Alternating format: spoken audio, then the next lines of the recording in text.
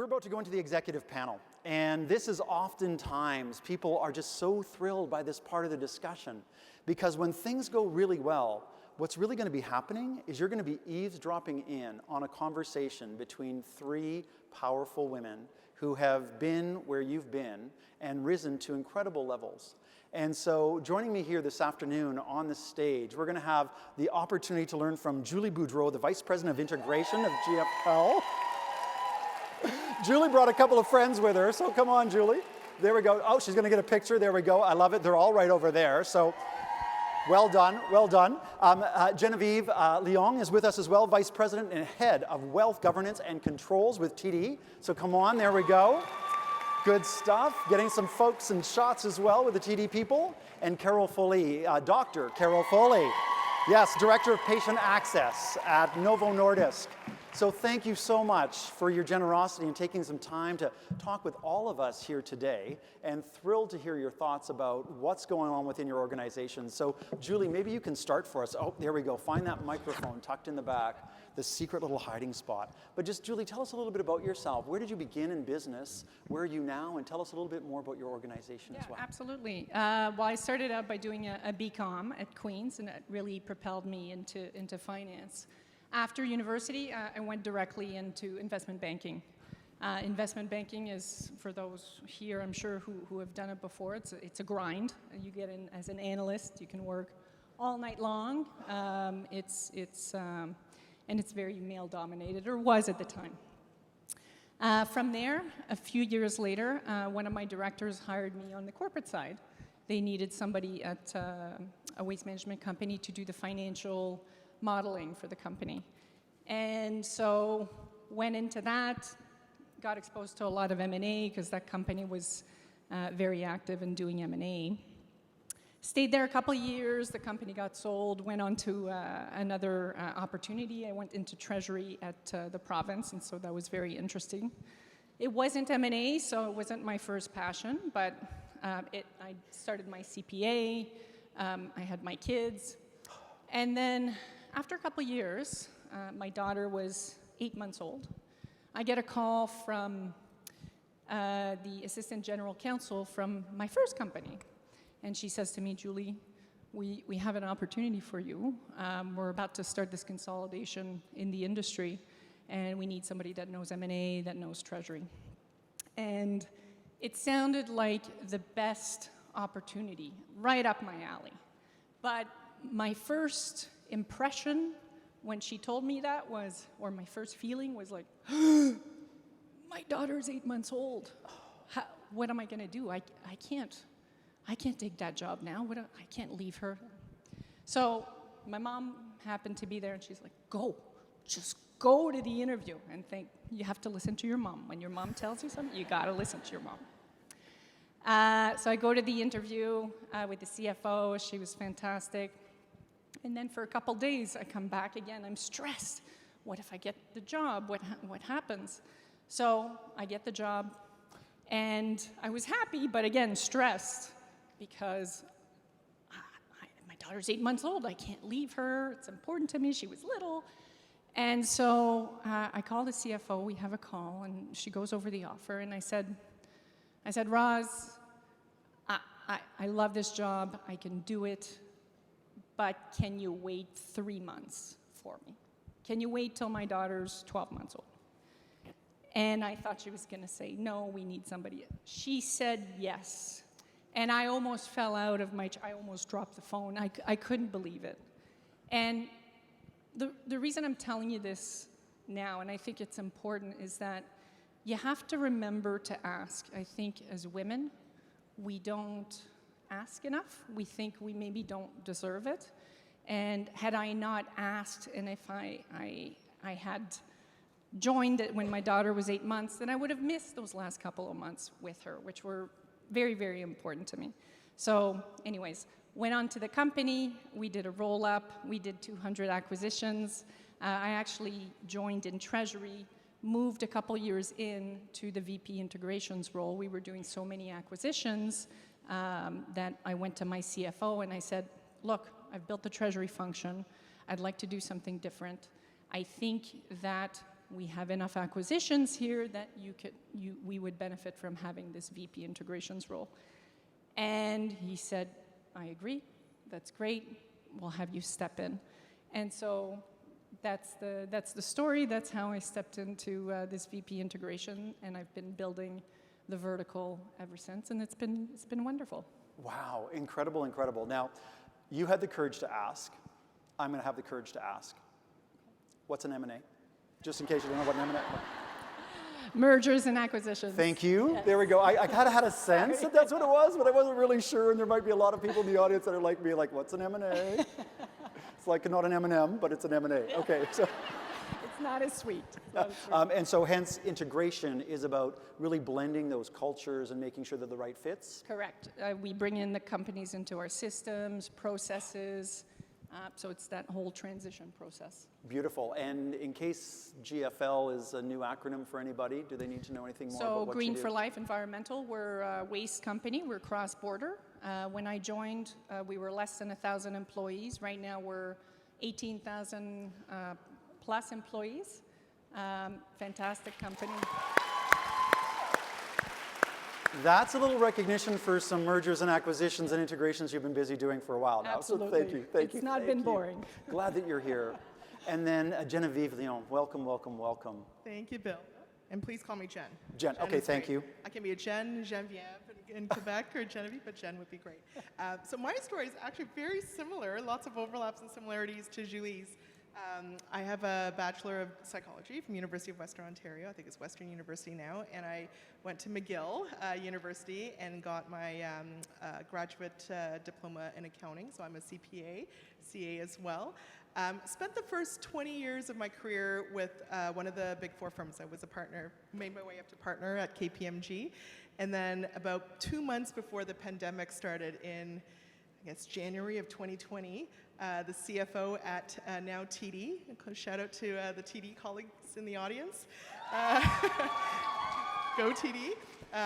The CFO for TD Wealth gave me a call and said, there's a great opportunity here at TD. Have you thought about changing up your career, going down a different path?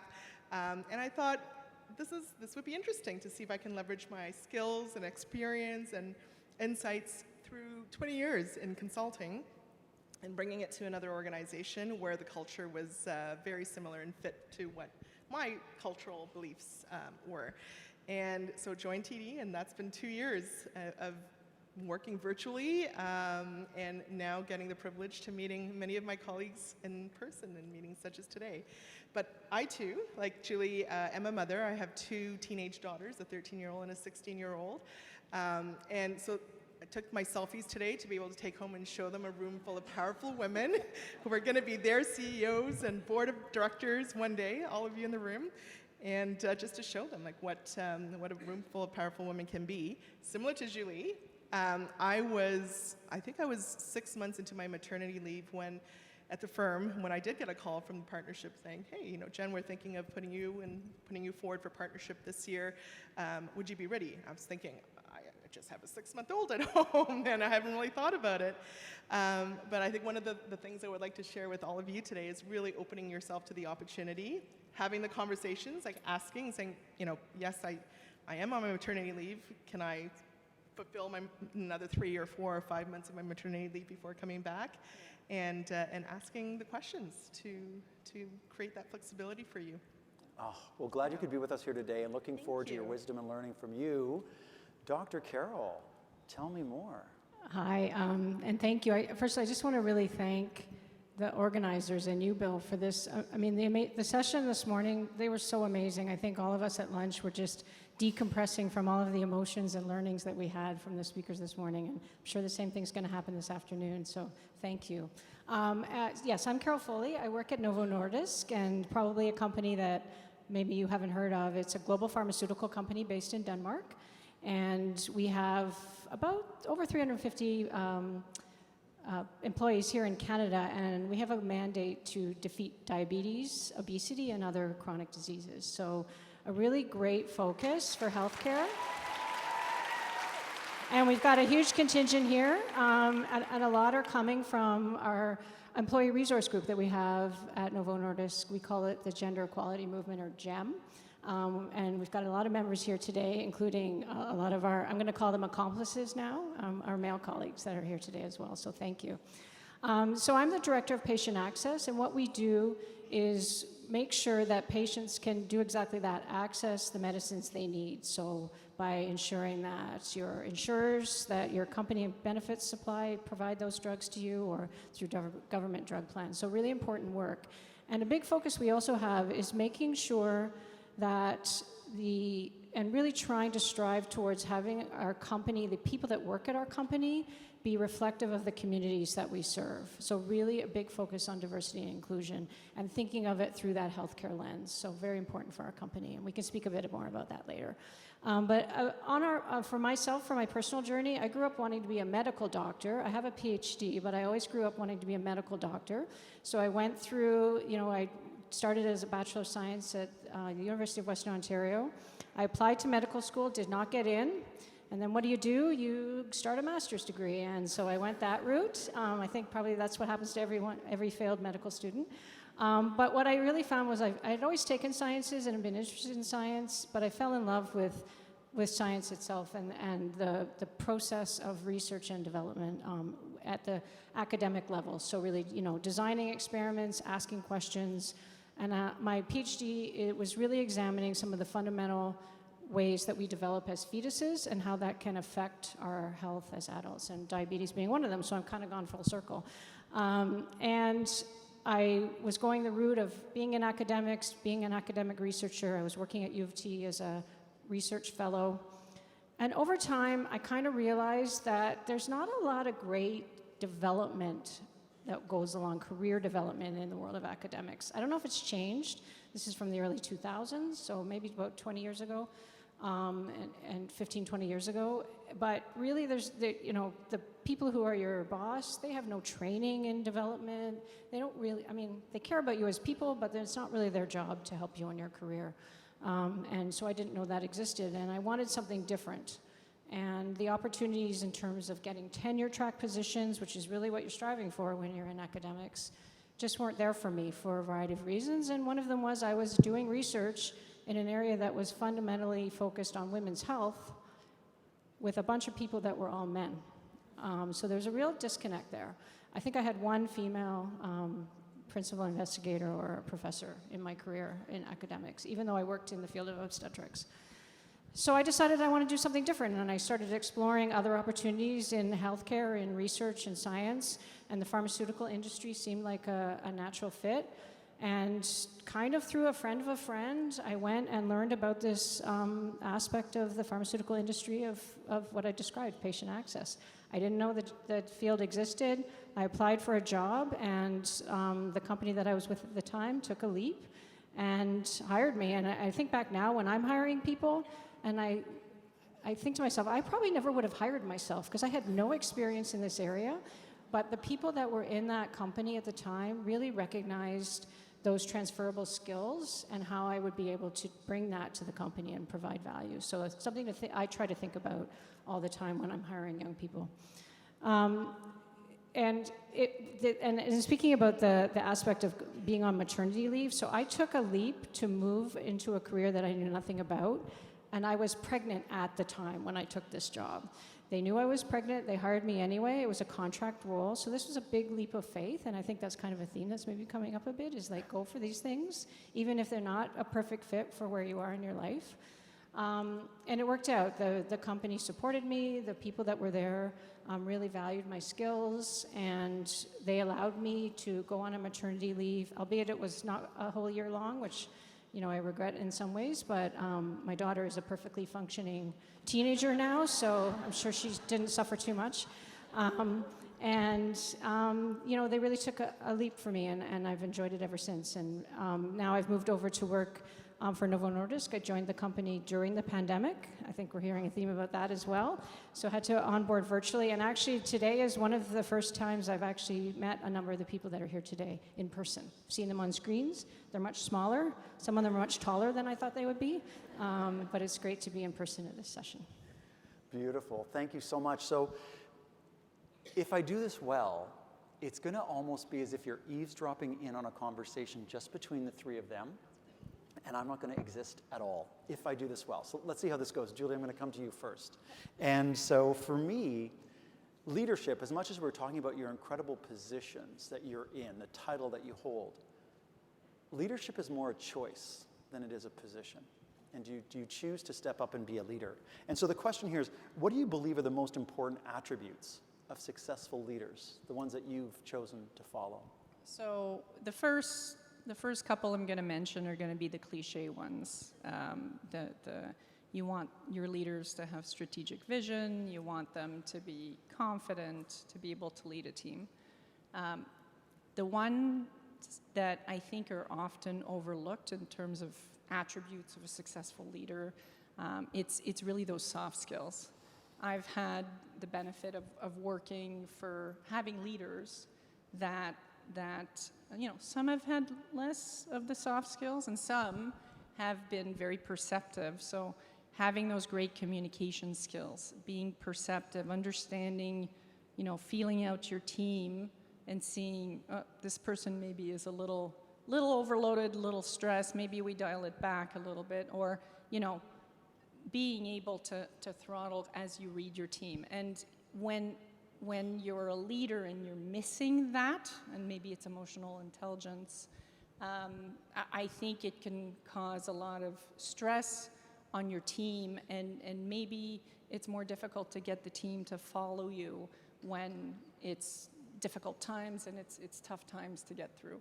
So for me, really, something that makes a difference between a good leader and a successful leader is somebody that does have that emotional intelligence and the soft skills. And especially as women, I think the soft skills for a lot of us comes very easily. I'm not saying necessarily for everybody, but I say that so that you, as my fellow women sitting in the audience, you use it. This is something that is a strength to you, and it's likely just within you. You just know how to do it. So, are there one or two things that you can give us as sort of cues that our team might be experiencing this stress? Like, what are some things that we should look for to create that psychological safety for them to be able to let me know? And this is open to everybody. I'm just getting into dialogue now. Are there things that we can pick up on, those cues, to let us know? Maybe it's time for a bit of a break. Yeah, Maybe let's connect before we correct, right? I think you hear it in people. You can hear it in people's voices, in their responses to you. Maybe it's a simple question that you're asking them, and you get maybe a large reaction that's not equal to really the question that you asked. So I would say some of those. Pay attention to the cues. Pay attention to the cues. Absolutely. Thank you. Yeah, Jen. I think to agree with everything Julie just said. I think especially during the times we're in now, a great leader and the great leaders we have, TD and elsewhere, are empathetic, right? They feel for their colleagues and their teams and each other. They listen, right? So I think great leaders will listen to be able to pick up on the cues of what's coming through, and then ultimately to be able to listen and be empathetic and pull through what are the different strengths and talent from each different colleague and team member at the end of the day, right? There's different skill sets, especially when many of us have been working together virtually for the last 2 years, trying to pick that up through the computer screen. Like, what are the different skill sets, expertise, talent of each individual, and how do we pull that out of that individual as well to form the team and lead? And I think I would just add, and I think it's the same theme, is the best leaders I've had are ones that can create that sense of belonging. So everyone is a team, not just a team member, but they feel a sense of that they belong to the team, to the company, that we're all in it together, we're working towards a common goal. And I think that comes back to how do you make sure that everyone feels that, despite their differences at the table. And I love that because it's like as if you knew what the questions were. So my next one, actually, Julie, I'm coming back to you again. We're about to hear from Arlene Dickinson, which just wait this afternoon, on the concept of reinvention and really locating one's sense of purpose and really feeling that sense of purpose by realistically evaluating one's strengths and our weaknesses, knowing what we're not good at. In times of uncertainty, how do you successfully motivate your team to transformative change and really being their best selves? Yeah, and my personal style at least, and for my employees, I always try to show them that they're supported, because I believe that employees who feel that you have their back, that you support them, you can make mistakes, it's okay. Pretty much anything is fixable, at least in the finance numbers world. I think when you show your employees you're giving them that support, they will give you their best self, because it's reciprocal, right? Change is a funny thing. It's scary. To the average human, they don't know what to expect. They know what they know. They don't like to change. I deal in change. I do integrations. So my job is to go in, see how the company works, and change their processes to our processes, their systems to our systems. And so you have to think of your change management through that process. You need to make sure you explain what the change is about, why you need to have change. You need to bring them into the change and make them a stakeholder into that change. And if you do that, then they're more easily and they're more likely to follow you through the change and get to that end goal where you're trying to get to. So again, for me, it's make them a stakeholder. Make them understand why the change is needed. And so you want their best self, bring them into the fold, make them part of the team. Yeah. I love it, because for me, involvement breeds commitment. And the more involved people are in identifying the problem, the more committed they'll be to executing on the solution, because it was their idea to begin with. Yeah. But how involved were you? Because I just love what you've done around your title is integration. So it's not about change, it's not about even transformation, change management, it's about integration. I already begin to feel included. So how did you come up with that title? Oh, my boss said, "What do you want to be called?" Yes. Yeah, okay, well, we're transitioning, so let's do VP integrations. Yeah, it was as simple as that. Yeah, I already feel the inclusion just because it's integration, yeah. Rather than. So awesome, thank you. Jen, I'm going to come to you next here. And based on your experience, what are some of the strategies that can help women achieve a more prominent role within their organization? I could probably spend an hour just on that question alone. I think there's, the companies and organizations I've been privileged to be part of have formal programs. So I think there's structure involved. There's, there's lots of ally and lean-in discussions and circles. There's sponsorship, targeted sponsorship opportunities. There's mentorship opportunities. There's lots of programs, I think, for women to lean into, to be part of, to identify and profile talent. I think the most important thing, though, it really is also metrics and timelines. I think you mentioned that earlier in the morning, setting metrics and timelines on what our aspirations are to have women, join different discussions and forums and leadership tables as well. But I think it's also helping to create a network, right? A network for women to understand and see what opportunities are there, what different initiatives, projects, departments, groups, roles, right, they have access to and that they could lean into and be part of as well. So I think lots of formal programs, structured programs, but really creating the network for women. Beautiful. So one of the things that I just picked up on is you talked about having sponsors. Do you have any guidance for the audience? If they don't have a sponsor, how does one get a sponsor? I think partly is being deliberate. I think there are many in the organizations. I think most of the organizations I've talked to, worked with in the past, there are individuals who want to be mentors. Mentorship being, having the career conversations and understanding and exploring opportunities. Sponsors are when there's an individual or a leader who can really leverage some of their political capital to help take you into certain roles, whether it's in their chain of command or in another group. And so look out, seek out, have conversations, use that network to meet people across your organization, other, colleagues or executives in other departments even. It doesn't even have to be in your own. and have conversations to find those who will champion you, support you. It may take time, right? It may take sponsors to learn about you and your capabilities and skill sets, and to develop the trust for them to put you forward for other opportunities going forward as well. So I think it takes a little bit of work on both parts, like the organizations to support sponsorship, but for all of us to lean in and find the network and the trusted individuals in your organization who you feel can be your mentors and sponsors. Beautiful. And so, Carole, I'm going to come to you here with this one because I can see you have definitely stuff to add to this conversation. But the question I had prepared was, in the world of talent strategy, there's long been a debate between which is needed more, mentorship or sponsorship. So in your opinion, what are the differences between the two of them? And then please add on to Jen's comments. Yeah, and I think Jen spoke a bit to the differences between the two. I mean, mentorship is more someone who is helping you maybe with a specific skill you're trying to develop, or connect you with specific people or some issue you want to help with in your career. A sponsor is more of a person that actually is your champion.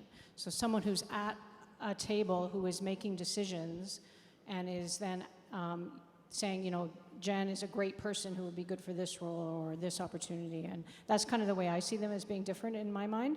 And I think it's important for companies, you know, in the past, in my experience, it's been more of an informal setup. So people might seek out a mentor, or they might connect with someone who, you know, is helping them. You see someone who has a skill that you're looking to learn, and you connect with them and ask for help. And sponsorships have tended, in my experience, to be the same, more informal. And I have found, and I don't know if this is controversial, but I'll say it anyway, informal situations like that tend to favor the dominant culture. So if you've got a lot of men who are sponsoring other people, if it's an informal way, who are they going to get to know best? Probably people that are like them. And they're going to feel comfortable putting forward people who are like them. And I'll say that women do the same thing. So we might be more comfortable working with another woman who is like us, the same color, or the same background, the same experiences. And you just tend to gravitate to wanting to help people because you connect with them. And I think we need to break that mindset. And one way a company can do that is to have more formal, structurized systems to set up mentorships for people, to set up sponsorships for people, to have criteria for what that means for people within the company. And programs like that can help. It's not the only thing, but it can help break those sort of backroom things that seem to be, people think are happening between people who have sponsors and mentors. And I would just say, and this is not mentorship or sponsorship, but find your tribe at work, find your colleagues that are going to support you, that you can talk to, that you can, I guess, your accomplices from this morning, and your, you know, for me, we've got a great, what I'm going to call tribe at GFL, and I know who, if I've had a bad day, or if I'm dealing with something that I don't know how to deal, I can call, and they're going to be there, and they're going to give me good advice, or they're just going to listen, right? And they understand the dynamics of the company. They can support. So you have obviously your mentors who you can feel safe with and get that advice and ask all those questions. But just, yes, find your tribe. To me, it's having that tribe just gives me that support and that extra, those days that this is not going well today. You know, I can depend on my tribe. So just a side note on that. Excellent. So almost those, again, could be more of our allies all the time, right? They're always there for us. They got our back. Yeah. Away we go. Carole, I'm going to come back to you again. This is a bit of a challenging question. What was the organizational culture like for women when you joined the workforce? How's it changed since? And what are some of the key factors that have impacted that change in either positive or maybe negative ways? I think so. I've been, you know, if you look at my time in academics and then working in the pharmaceutical industry, I mean, I think things have changed for the better. I think when I was a younger woman, I think of an example when I worked at a university where there was a very senior level man that worked in the department who everybody knew I'll just say it, he sexually harassed a lot of the young women in the department. And the attitude was, oh, that's just John. Because he was a high-level guy who brought in a lot of money to the university, and that was accepted. And I think the culture within academics today, I hope it's better. I think it has gotten better, and it's by people speaking up.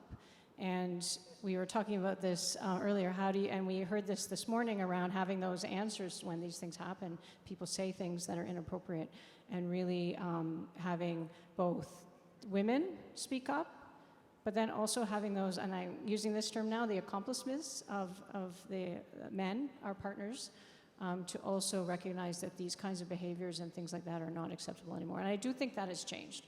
I truly believe that these conversations would not have happened on a stage like this when I started working in the industry. Now, when I've been in the pharmaceutical industry, I found the environment much more supportive. A company like Novo Nordisk has 63% of our workforce here in Canada are female. So a really good, you find your tribe, right? So we've got a really strong contingent of women, and really smart, accomplished women work at this company. It's amazing to work there. But there is and we have a very good contingent of women senior leaders here in Canada. Our president is a woman. We have other VPs that are women, but there is still room to grow. And our global CEO in Denmark has set a target. By the end of 2025, our company will have at least 45% women, 45% men in senior leadership roles around the globe in every country. And that's a hard target. And companies can set targets like that, and they can be measured. Companies like to measure things, so they like to put these things in place, and they can say they've achieved them, check. But how do you then translate that into the actual inclusion of people within all of those decision-making tables is the next question that comes from that. All right. There was a lot to go in there. So can you just tell me a little bit statistically, though, because there wasn't a huge round of applause that 63% of your people are women. They're here. So my question, is that typical, though? Is that why it didn't get the applause, or why are we not acknowledging that growth? It is higher than the average Canadian company, which I think is a little less than 50%. I think in the pharmaceutical industry, it's a little bit higher than normal. I think we do skew a little bit more towards females because there are a number of roles that are, like women of science, but also women in healthcare is something that women gravitate towards, a number of the roles in the pharmaceutical industry. And it's a great work environment for women, for sure. All right, let's keep the STEM stuff going, because that's powerful, powerful. Jen, I'm going to come back to you again. And so, in your opinion, what are the biggest barriers that the next generation of women leaders face as they enter the working world? And what would you suggest they do to be prepared? I think there's a lot of what we've been talking about today. There's barriers, some are coming down. I think some of the barriers are indeed coming down. Some are still there, as we heard from our speakers this morning.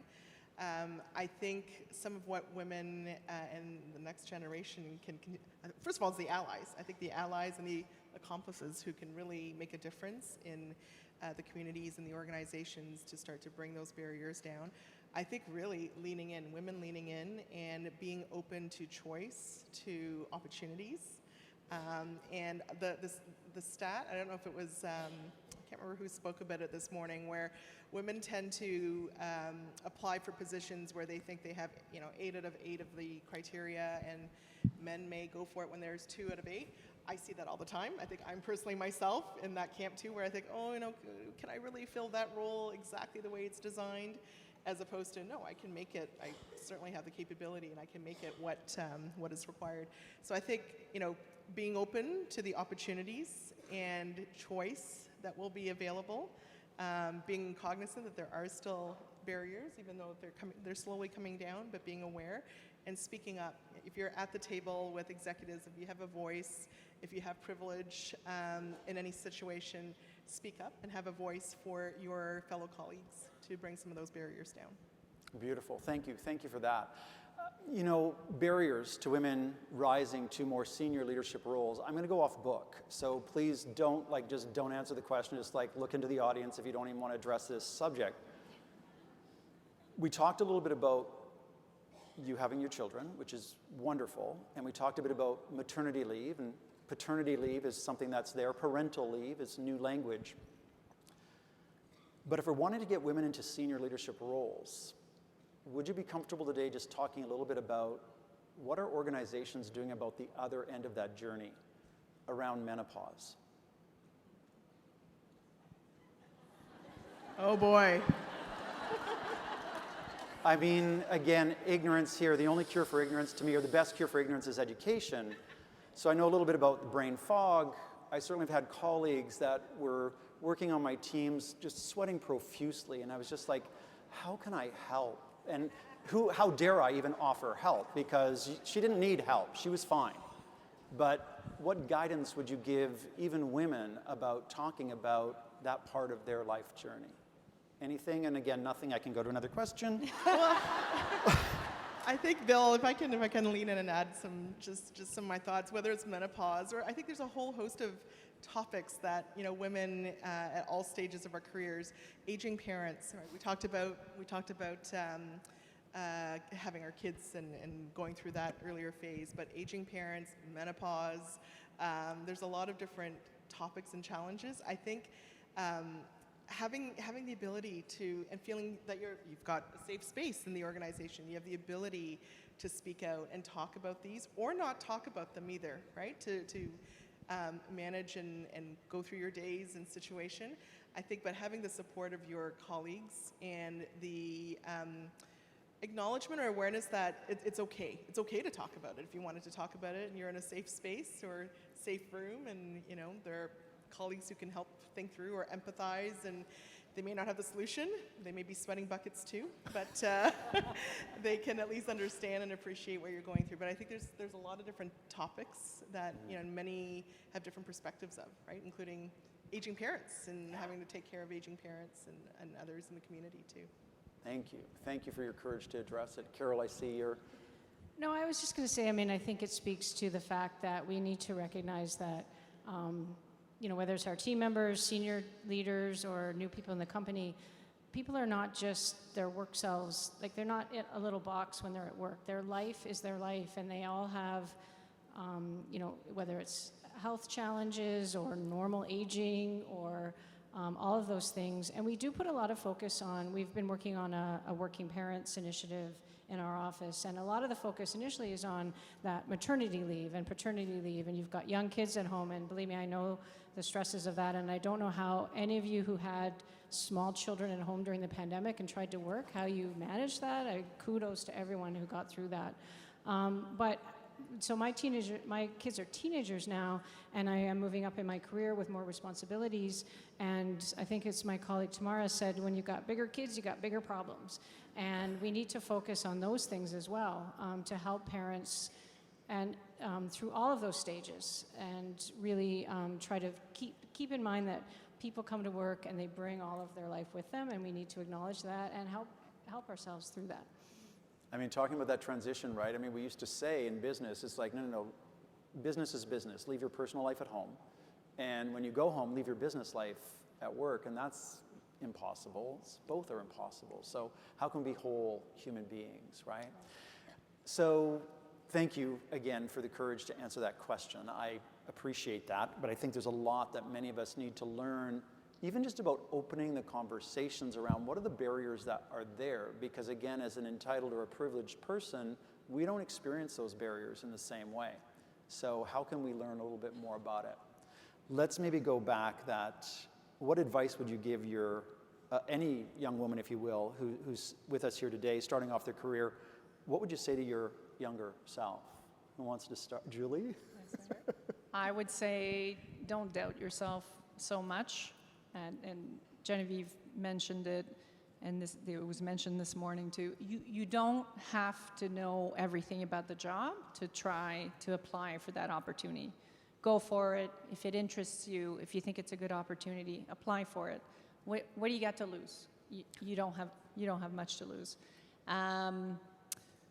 Build your brand. Know how to. You are your product. And when you're going into the workplace and the market, you need to be able to sell yourself. Mm-hmm. And so practice. If you need to practice in front of a mirror, selling yourself and your skills, do that, whatever it takes. But build your brand, be confident, and take the time to figure out what am I going to say? How am I going to sell my skills? That way you come into the interview or you come into the opportunity and you're articulate, you can remember to say what you need to say in those key points. So brand, don't doubt yourself, go for it. Network. I think network, meet each other, your colleagues, find people you trust, build relationships, and trust those around you. Beautiful. Thank you, Carole. And I think mine are kind of the same. I've got two. I would tell my younger self, you got this, you can do it. Don't doubt yourself. Blow out those birthday candles and walk into that room. And if you don't get it perfect, that's okay. You'll learn from it and you'll grow and develop. And then secondly, I like to listen to Mr. Rogers, find the helpers. So Julie spoke to this, find those people that you can lean on as trusted friends in work or advisors, whatever you're comfortable with. Find those people that value you as a person and your skills and abilities. So that would be my advice. Beautiful. So, what I'm hearing actually again and again and again, and grateful that I did get to hear it 3 times, is that you're networking and really leveraging, whether it's a sponsor, whether it's a mentor, work on that network. So if I can give a shameless plug for somebody who has been on the Art of Stage, her name is Porter Gale, Porter, her last name Gale, and her book is called Your Network is Your Net Worth. So whether it's financial or otherwise, take a look. And if you want to skim right to the really juicy part about that, look for her funnel test. Doing the funnel test is a great way for you to figure out what is your brand? How will you position yourself out there? What do you want other people to be saying about you? What are you passionate about? What's your tone? And really, what's your purpose? So in a word or two, if you would, and maybe Dr. Carole, if I may address you that way, because I just want to honor your designation. Looking at this audience and our future, near and far, what are you excited about? I'm excited about the fact that we're having these conversations, and whether it's about women or diversity in color and race and background, we talked about that this morning, that we've been given the space as, I have a privilege in that I grew up in this country, I have white skin, and I can recognize that privilege, and we can have a conversation about it, and I'm able to open up and say, I'm not going to get this perfect all the time. I want to learn. So I'm really excited about the learning that we're bringing to this space of diversity and inclusion. Thank you. This is really exciting. I'm going to take one more selfie on the way out to show my kids, because I think this is just so powerful to show my 13 and 16-year-old daughters that there's so much talent, diverse talent, and they have so many people to look up to, like just in this room alone. I think having the conversations, and the conversations that I think, Carole, you're absolutely right. I don't know that we would have been up on the stage talking about some of the things that we've been talking about today. Sorry about that. I didn't mean to bring that topic. Sweating buckets. I'm sweating buckets up here, Bill. But I think it's great to have these conversations. Yeah.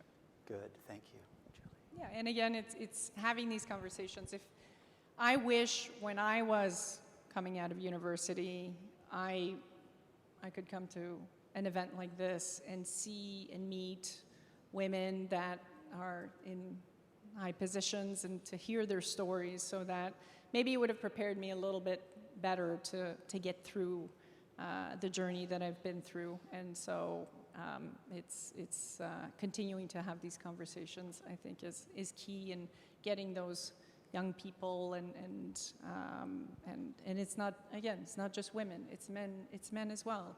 Let's have the awareness for everyone. I think that's what's... Bring it on. Awareness and action is what I'm looking for. The conversations are critical. The conversations are important. This is where you have that opportunity to educate people and really consider the fact that you have the opportunity to teach people how to treat you. And that's where I think the accomplice needs to step in sometimes and just say, that's not acceptable, or do explain a little bit more what you mean by that. And I've certainly gotten some education today from a number of the things that were said today, so I'm grateful for that opportunity to learn and to grow. So I don't know if I was completely successful, but I really wanted to be like you were just listening to a conversation between 3 powerful leaders. How did they do? Yeah, awesome. Thank you so much. Thank you so much. Some magic's going to happen. Take more selfies. Take more selfies where they're clapping. Get your selfies together.